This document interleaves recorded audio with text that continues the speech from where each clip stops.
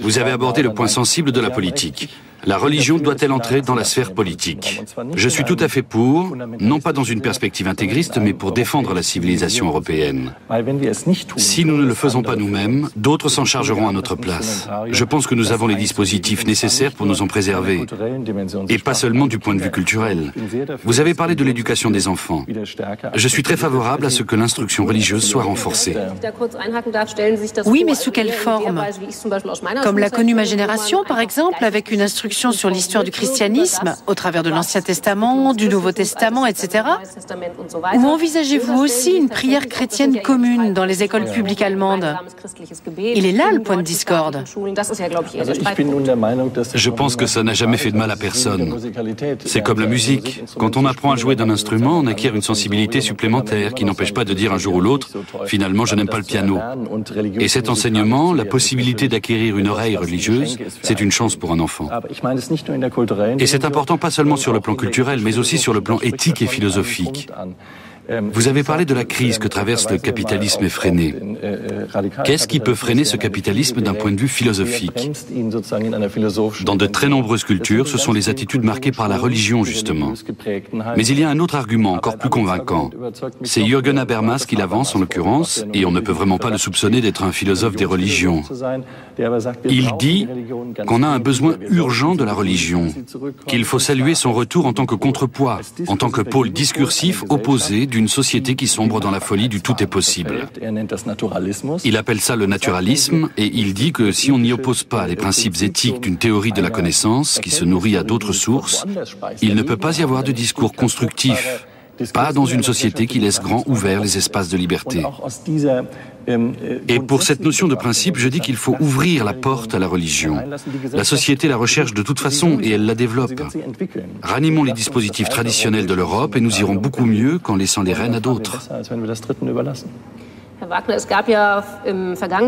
Monsieur Wagner, il y a eu l'année dernière une longue polémique suite au discours prononcé à Ratisbonne par le pape Benoît XVI, où il a affirmé qu'il y avait une relation étroite entre la foi chrétienne et le logos.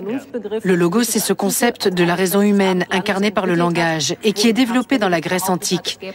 C'est une des sources de la civilisation occidentale. Pensez-vous ou croyez-vous que sa thèse soit juste? Oui, je crois, et je dirais même... Vous en êtes sûr? Oui, j'en suis sûr. C'est une question de foi et aussi de savoir. Et Benoît XVI est un intellectuel. L'Église catholique le lui reproche d'ailleurs de temps en temps. Je le considère plutôt comme un philosophe. Et je suis plus proche de sa philosophie que de celle d'Habermas.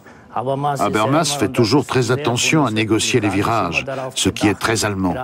On ne discute jamais des véritables problèmes dans ce pays parce que c'est épineux et que personne n'ose se mouiller. Et en fin de course, Habermas apparaît pour rattraper la situation. Et nous avons alors tous son autorisation de penser ce qu'il faut penser. Mais la religion est bel et bien là, elle n'est pas absente. La question est toujours de savoir qui en tient les rênes et par conséquent qui fait quoi de la religion et quelle est la nature de cette religion. Actuellement, le besoin de spirituel en Europe est satisfait par toutes sortes d'imaginaires qu'on ne contrôle absolument pas. Certains sont inoffensifs, mais d'autres le sont moins, comme l'islamisme par exemple.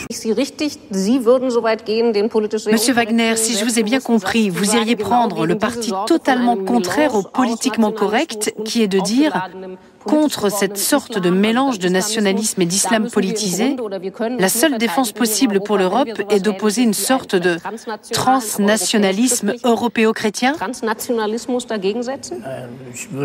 Je ne dirais pas cela en ces termes, mais c'est effectivement l'Europe qui me préoccupe.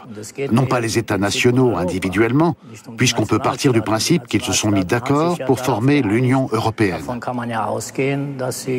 Mais la question est de savoir quelle Union européenne nous voulons. Voulons-nous qu'elle reste ce qu'elle est aujourd'hui, c'est-à-dire plus ou moins une association économique, un groupe de redistribution de l'argent, ou est-ce que nous en faisons quelque chose de sensé, un socle. En cherchant d'où peut venir ce socle moral qui conduirait à retrouver un peu d'humilité avant d'effectuer un virement de 350 millions pour évoquer des sujets brûlants. Avec un peu plus d'humilité, on aurait réfléchi à la gravité d'un tel geste. Et je pense qu'il faut mettre des limites à ces manières expéditives, à cet individualisme risible, et cela par une sérénité que pourrait apporter le christianisme.